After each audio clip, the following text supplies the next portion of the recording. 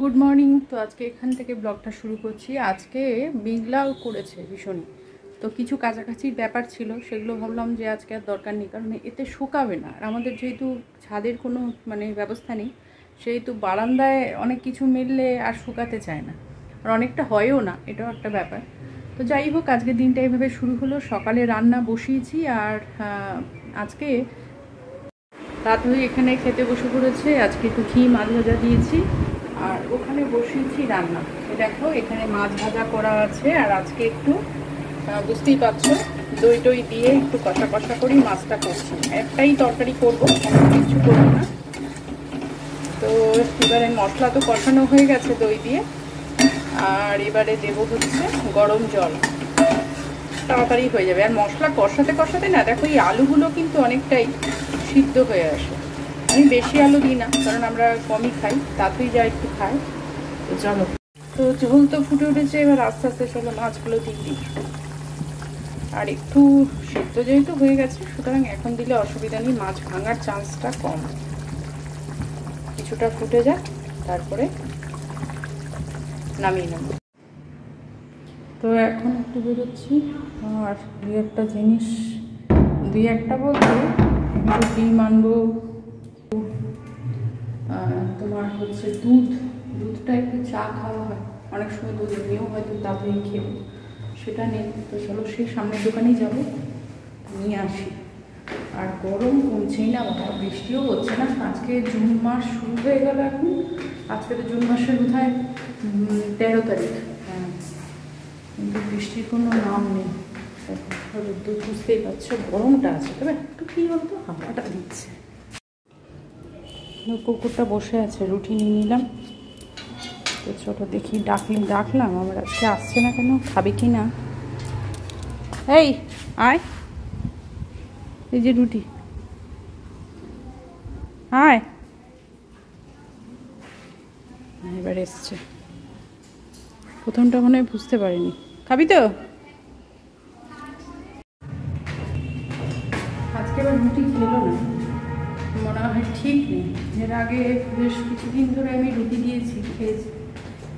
দেখি এবার বিস্কুট নিয়েছে, দেখি বিস্কুটটা খাই কিনা। অফিস থেকে বেরিয়ে মাঠে এই ছেলেগুলোকে খেলতে দেখে একটা জিনিস বুঝলাম, খেলার চলটা এখনও আছে। সবাই ওই মোবাইলে খেলে, এটা ঠিক না। কিছু কিছু লোক এখনও মাঠে গিয়ে খেলাধুলো করছে আর কি।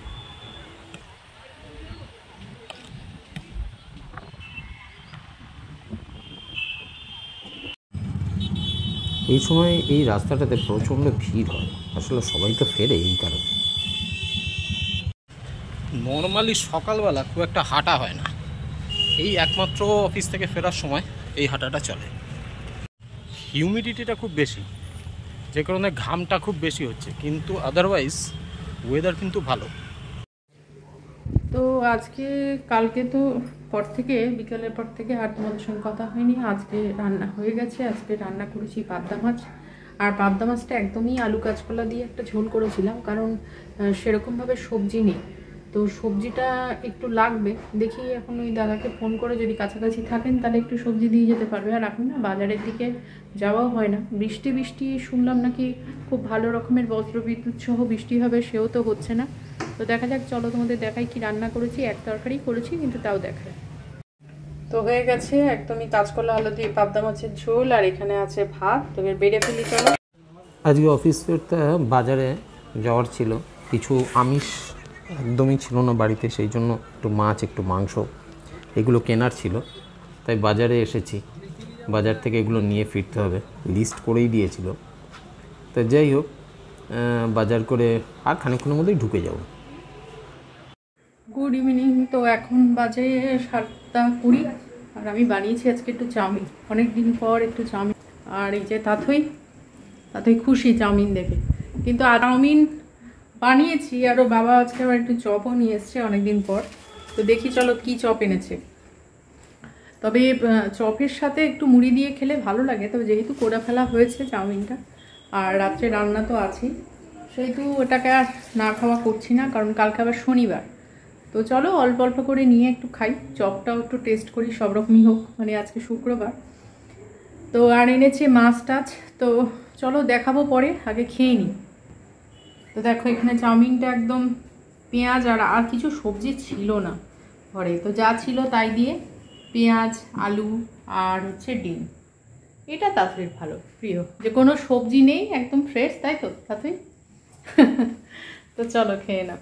তো এবার একটু চপ দেখি কি কি চপ এনেছে স্যার। আর এখানে আছে চাউমিন তো নিয়েছি, আর আছে দেখো চপগুলো, এখানে আছে মশলা চপ আর আছে সোয়াবিন চপ।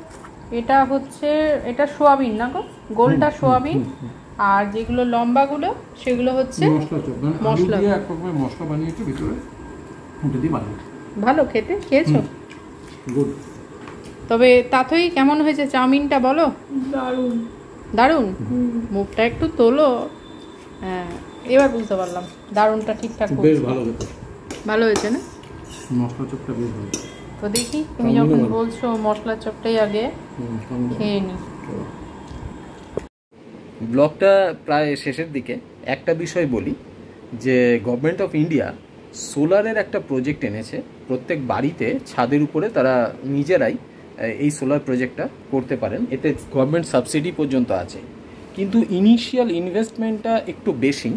একবার যদি করে নেওয়া যায় সেক্ষেত্রে যেটা সুবিধা সেটা হচ্ছে এই সোলার প্রজেক্ট করলে ইলেকট্রিকের খরচটা অনেক কমে যায়, কমে মানে অনেকটাই কমে যায়। কিন্তু এটা যেহেতু ব্যয়বহুল, সাধারণ মানুষের পক্ষে একটু কঠিন।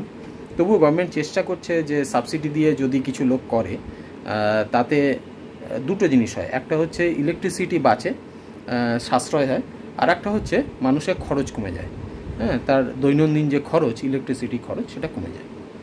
তো যাই হোক, এই প্রজেক্টগুলো এসছে বলে তাও কিছু মানুষ তো এর দ্বারা উপকৃত হবে, এই বিষয়টা জানালাম।